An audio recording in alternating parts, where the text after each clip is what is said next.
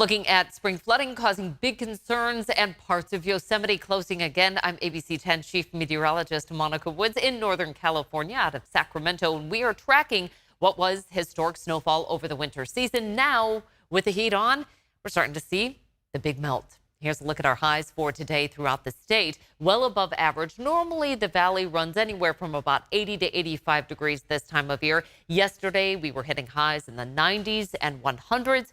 And you can see once again, as we head throughout the Central Valley, anywhere from about 90 to 100 degrees this afternoon. Bakersfield checking in at 102 late today. Mammoth Lake's at 69, and then for South Lake Tahoe, 63. Now, the reason I point out those two places is because those are locations where we did have big snowpack coming in this past season. And with those temperatures and plenty of access to daylight, we're starting to see much of that melting down the hill. Not to mention that we saw showers and thunderstorms for today. So rain on top of snow, helping to accelerate some of that melt going on. It did kind of dampen some of our temperature increases with the cloud cover, but nonetheless, you get rain on top of snow. That is going to add to that melt.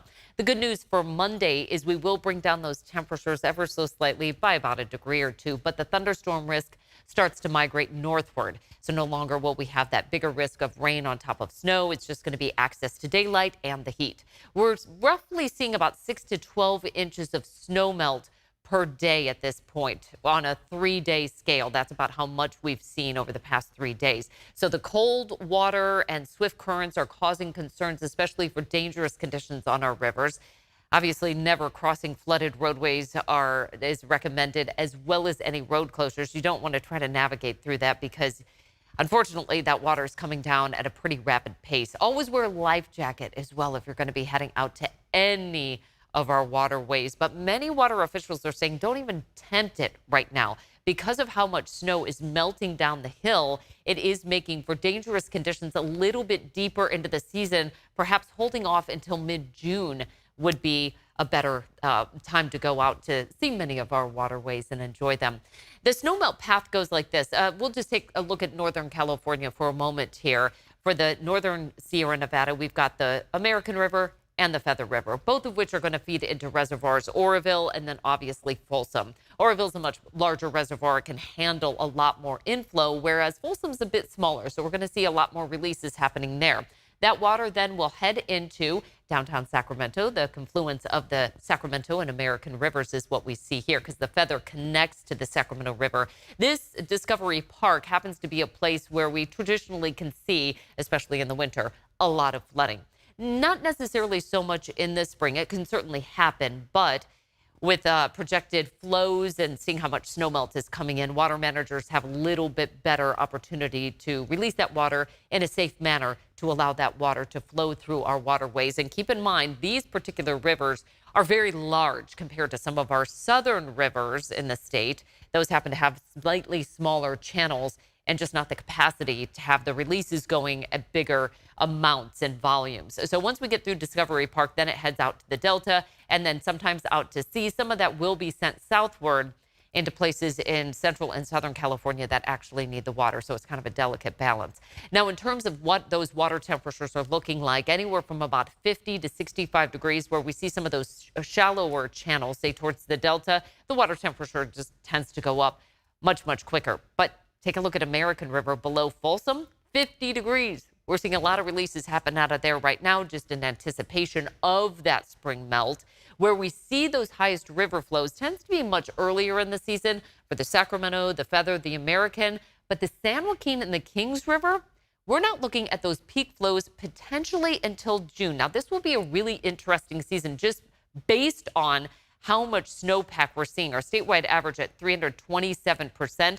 I kind of flew by some of those numbers here. Right now in the southern Sierra, it's about 425% of average for this state. And the southern Sierra is where a lot of the focus is of concern because once we see that snow melting, it heads down into a very low basin, the Central Valley, which has a big chance for flooding. This is the Tulare Basin right here, which obviously we've been covering time and time again over the past several months just because it started flooding early on in the season. And we're really not looking at much help from that at all. We are seeing a nice little event happening right now, a project that is in kind of an emergency phase where they're pumping water out of the Tulare Basin and into places where they can store it in some stormwater basins. Take a look at this.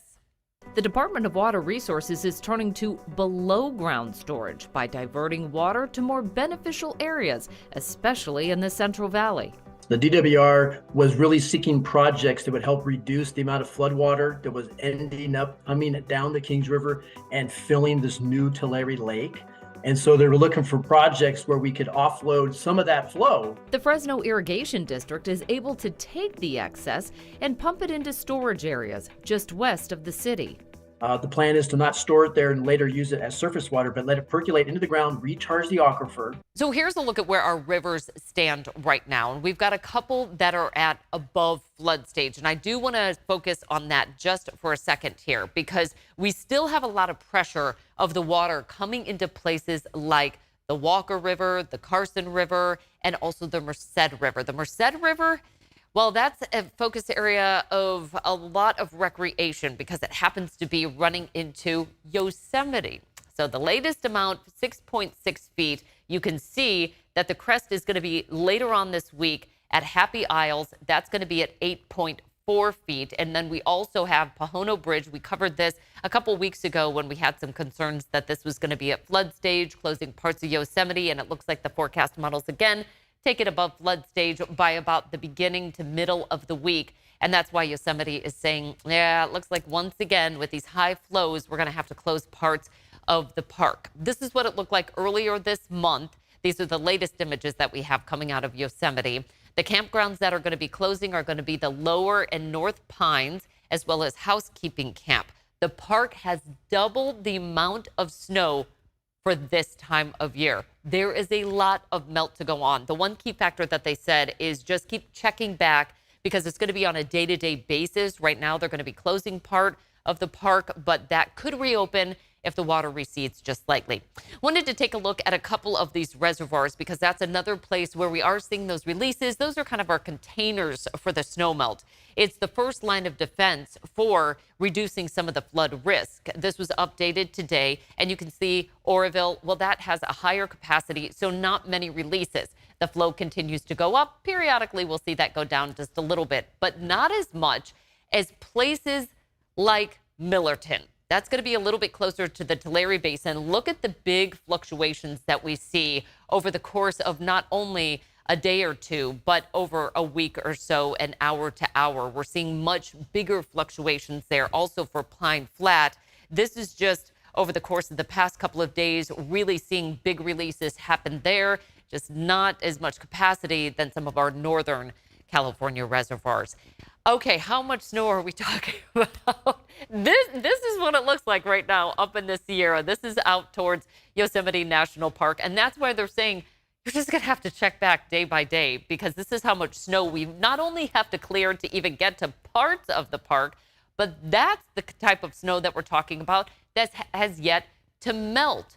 So we've got a lot of districts that are out there just trying to clear some of the parts of the road that go to Yosemite. You can see how they just kind of cut through with these plows. So they're clearing Tioga Road. They have 45.5 miles between Crane Flat and the entrance to Tioga Pass. Again, these are parts of the roads that go up towards Yosemite.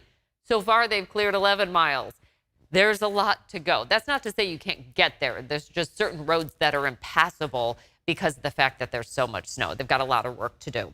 So when we combine a look at that snowpack plus the reservoirs, this is what we're looking like. The orange line is going to depict our total water content, reservoir plus snowpack. Here's the average in the gray. And our 28 Western Sierra reservoirs plus snowpack running well above average. Now, I did want to dissect that into region by region. We'll start off with the Northern California reservoirs plus northern snowpack running well above average. You can see, though, we're almost to a line here. When we were back towards March, we were pretty much running on average. But now that we've combined some late season snow, we're starting to see some of those numbers go up. That is also true for the Central Sierra, and this becomes a bigger concern We have smaller channels coming out of the snowpack. Releasing and storing that water is a bit more challenging, but where we have the biggest concerns is going to be the southern Sierra because of how dramatically above normal we are. And this is an area that feeds directly into the Tulare Basin, which is already, like I said, seeing those big issues with flooding. And when we look at the outlook, you can see we're in that moderate risk here throughout the central and southern Sierra, all the way through the central and southern part of the San Joaquin Valley. This is a look at the Tulare Basin. If you haven't looked at some of our YouTube videos before, I just feel like this really illustrates so well how much the snowpack feeds into the Tulare Basin and the Kings River, which is one of the biggest rivers that we have coming out of there. This is going to be Pine Flat, and then we have the Terminus Dam, where you can see that they are releasing. Once it gets to Tulare Lake, there's not much outflow. There's no opportunity for it to really go anywhere unless you physically remove it or it percolates into the ground, which can happen, but it can take up to about 6 months for some of that water to reach underground. So like I said, in the beginning, we've got those programs in place, those emergency programs that are actually allowing people to come in, take that water, put it into groundwater basins that need to be recharged, you know, that water underneath our feet to allow some of that pumping to occur later on when we don't have as much surface water. We get it from underground. Unfortunately, it has gone through a lot of cycles of overuse. And so now we've got sustainable groundwater management in place and slowly but surely coming online.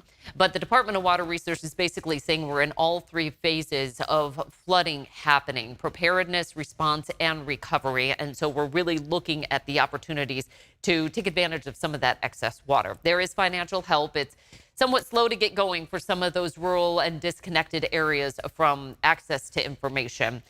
They're working on that. There is challenges and opportunities with tracking the rapid snowmelt and that groundwater recharge. Again, one of those programs in that emergency phase. We see those temperatures go up dramatically over the past couple of months, and that's why we're in that place where we see the peak snowmelt starting to happen and the risk of spring flood also starting to reach its peak.